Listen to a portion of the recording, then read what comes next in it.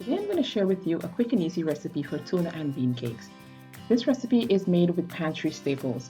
I've partnered with Kroger, who has recently donated over $3 million to food banks nationwide through their Zero Waste, Zero Hunger Foundation.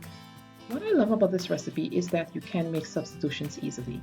It originally called for chickpeas and red bell pepper, but I used white beans and shredded carrots instead.